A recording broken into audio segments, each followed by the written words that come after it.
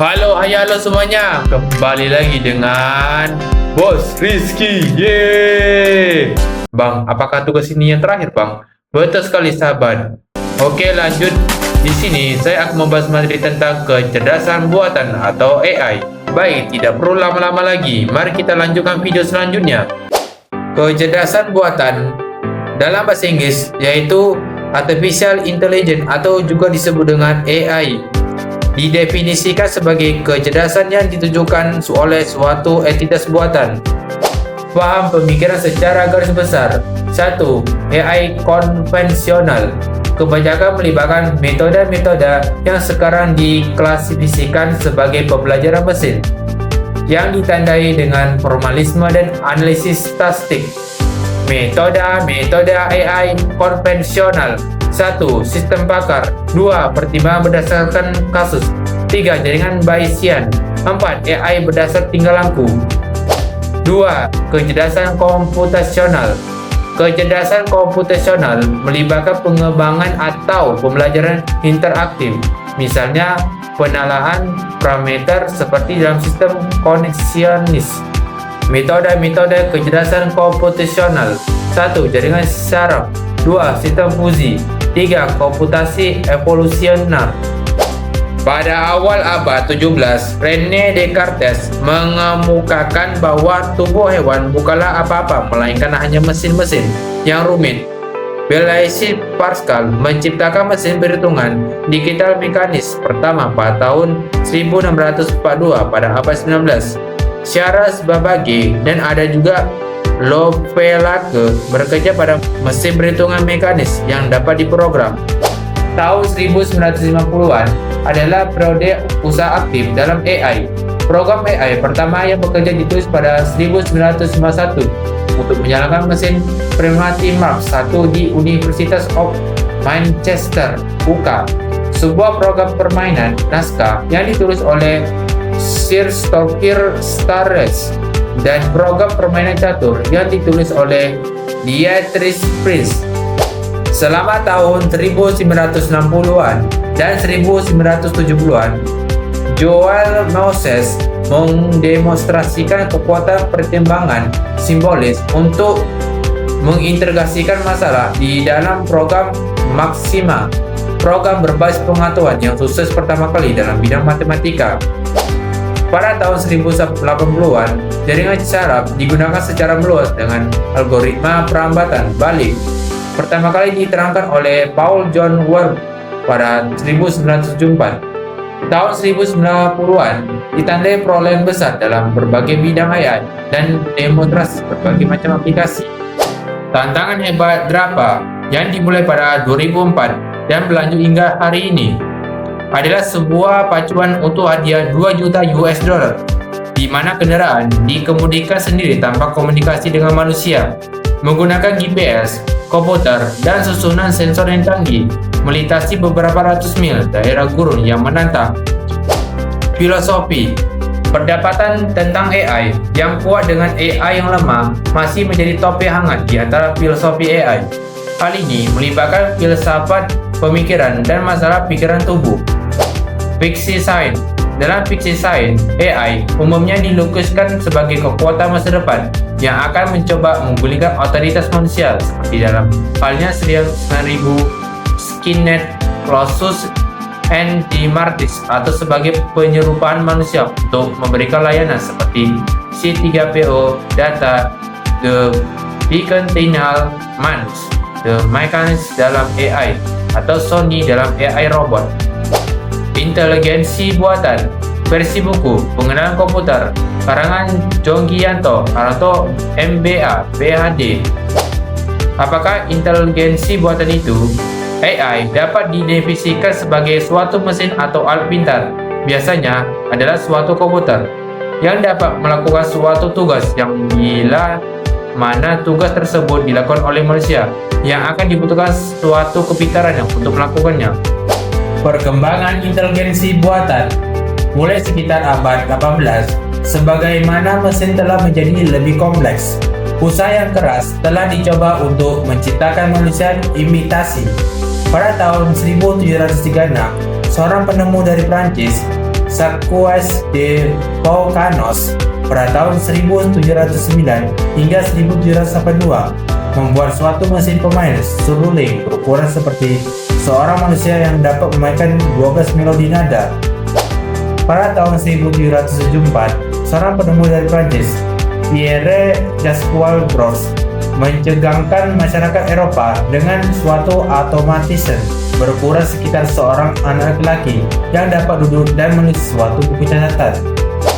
Pada tahun 1769, daratan Eropa dikejutkan dengan suatu permainan catur yang dapat menjawab langkah-langkah permainan catur yang belum ditentukan terlebih dahulu. Mesin ini disebut dengan Maelzel Cash Automation dan dibuat oleh Wolfgang von Kempelen pada tahun 1734 sampai 1804 dari Bulgaria. Usaha untuk membuat konstruksi mesin permainan terus dilanjutkan pada tahun 1914 dan mesin yang pertama kali didemonstrasikan adalah mesin permainan catur. Penemu mesin ini adalah Leonardo Torres de Fuentependo, direktur dari Laboratorio de Automática di Madrid, Spanyol. Pada abad ke-20, automation sudah banyak dikembangkan dan diterapkan terutama pada angkatan bersenjata Amerika Serikat berupa program-program simulasi pemerangan. Game playing, permainan game merupakan bidang AI yang sangat populer berupa permainan antara manusia melawan mesin yang mempunyai intelektual untuk berpikir. General problem solving, bidang AI ini berhubungan dengan pemecahan masalah terhadap suatu situasi yang akan diselesaikan oleh komputer. Permasalahan yang diungkapkan dalam suatu cara yang sedemikian rupa sehingga komputer dapat mengertinya. Semua deskripsi yang diinginkan juga diberikan kepada komputer. Natural Language Computation, studi mengenai AI mencoba supaya komputer dapat mengerti bahasa alamiah yang diketikkan oleh atau lewat keyboard. Bahasa alamiahnya adalah natural language, adalah bahasa sehari-hari yang digunakan oleh orang untuk berkomunikasi. Komputer yang dapat menerjemahkan satu bahasa ke bahasa lainnya berupa contoh penerapan AI di bidang ini.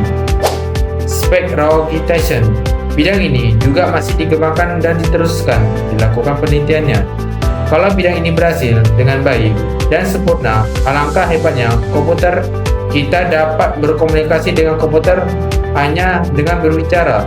Kita bisa mengerti sebuah buku hanya dengan bicara. Dan selanjutnya, komputer yang akan menampilkan tulisan hasil pembicaraan kita. 1. Voice Recognition Modeler atau VRM buatan Intel Electronic. 2. Voice Data Interpretation System atau PDAC buatan Intel Electronic. 3. Speak Lab buatan Authorix INC. 4. Voice Interpretation Terminal atau PET buatan Score Instruments. 5. Condivox buatan Voicelect. Visual Recognition, bidang ini merupakan kemampuan suatu komputer yang dapat menangkap sinyal elektronik dari suatu kamera dan dapat memahami apa yang dilihat tersebut.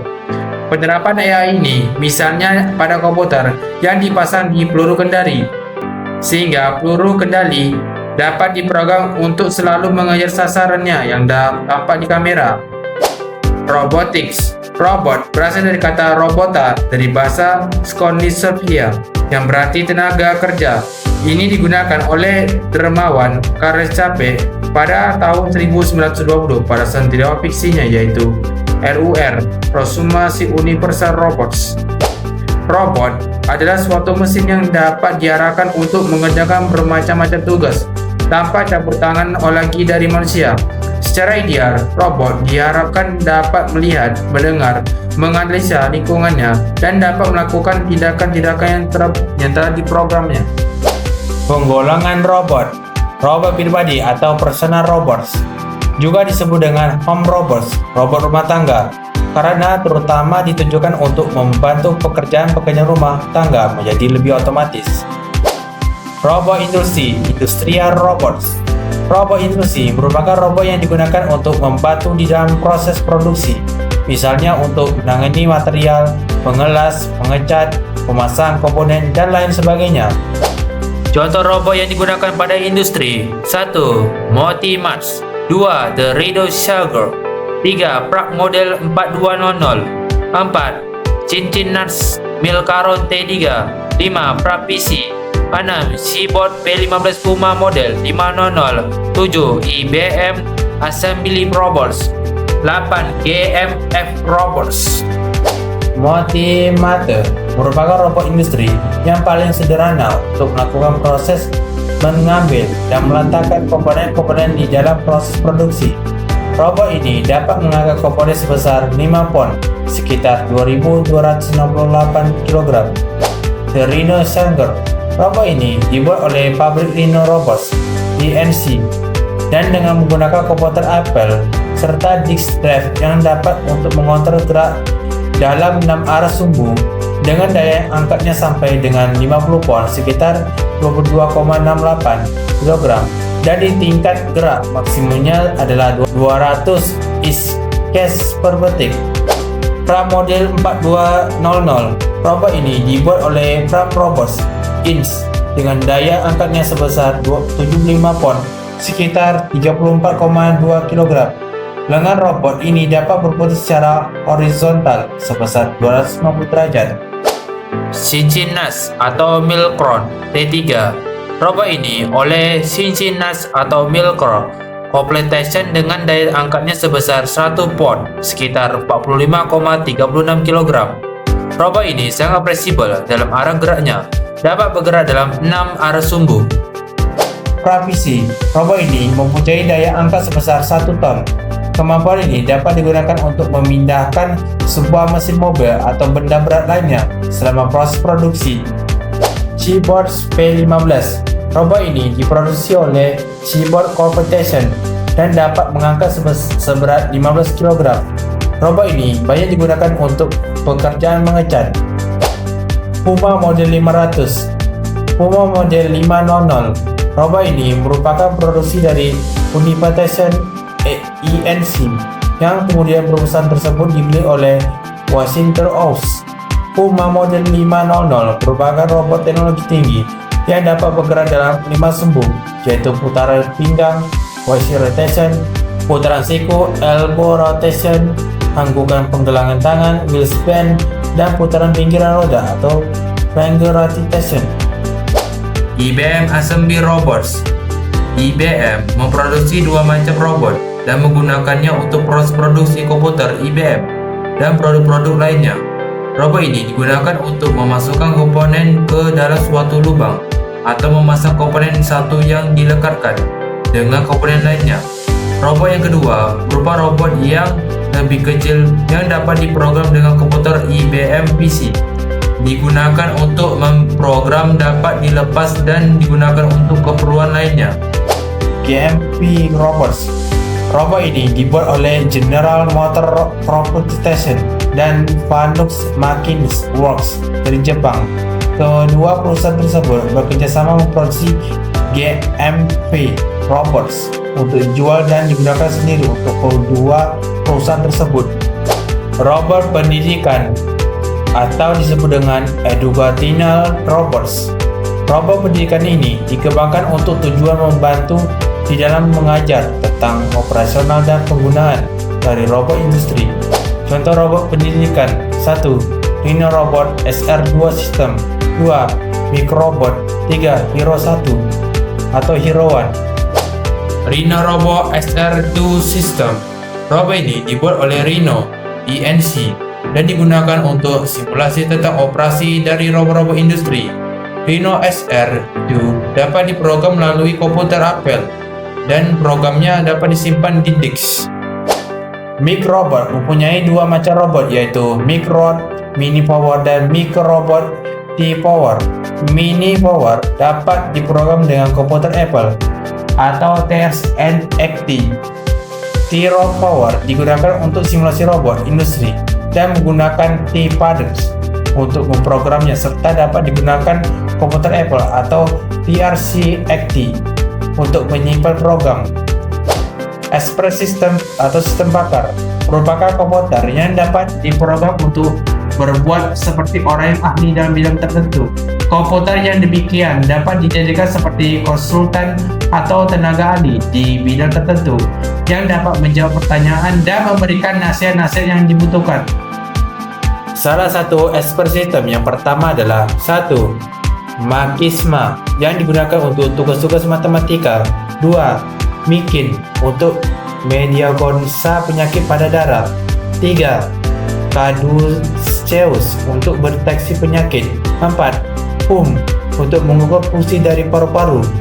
5. Propextor digunakan perusahaan DEX untuk menggambarkan konfigurasi dari sistem komputer bagi para langganannya.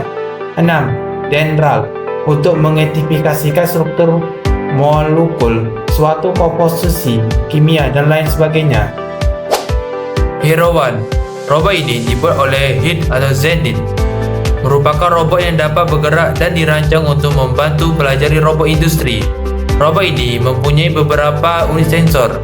Unit sensor ini dapat mendeteksi gerak, mengukur jarak sampai 15 feet, mendeteksi perubahan tingkat cahaya, membedakan dua buah suku kata, dan menggunakan speak synthesizer sehingga dapat berbicara. Hero One juga dilengkapi dengan dispense. Terima kasih telah menonton dan memberikan support kepada saya. Dengan ini, mungkin saya akan memberikan beberapa kata-kata kepada kalian semuanya. Jangan hanya melihat video ini seberapa menit video tersebut, tetapi jadikan video tersebut sebagai inspirasi untuk mendapatkan wawasan dan juga ilmu telah didapatkan. Saya pamit undur diri dulu dan sampai ketemu lagi teman-teman semuanya. Bye-bye.